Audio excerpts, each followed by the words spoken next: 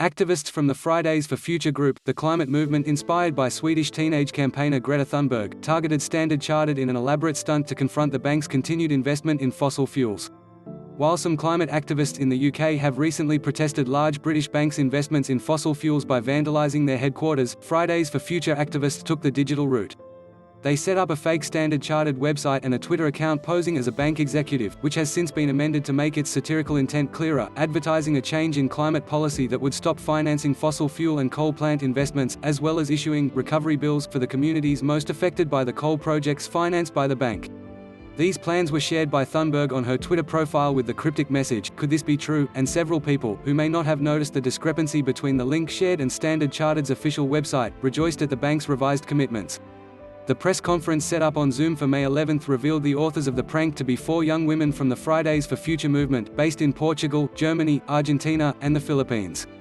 Standard Chartered committed in 2018 to cease providing financing for new coal-fired power plants anywhere in the world, following detailed consultation with a range of stakeholders. On the eve of the bank's annual general meeting, scheduled for May 12, a report from the activist group Market Forces reported in the Financial Times noted that the bank spent $31.4 billion in funding fossil fuel projects, including participating in a $400 million 5-year loan to coal giant Adaro Energy in Indonesia along with a syndicate of banks, which Fridays for Future condemned in February. At Standard Chartered are addicted to fossil fuels, saying one thing and doing another. If they don't improve, Market Forces will file a shareholder resolution for next year's AGM and seek investor support to force the bank's leadership to address the climate crisis, Adam Gibbon, UK campaign lead at Market Forces, said in a tweet on May 10.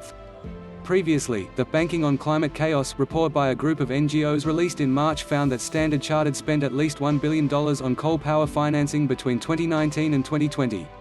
A separate report from the group Reclaim Finance, with contributions from the NGO Urgewald, ranked the bank as Standard Chartered as the 33rd biggest coal backer among global banks.